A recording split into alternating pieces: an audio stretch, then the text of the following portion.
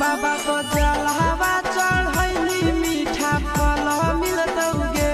पैदल देवघर जैनी दूल्हा पढ़ल मिलतौगे चिंटू राजा आशीष यादव नंदन जैतै होते सवेरा गे चले भोला जी के डेरा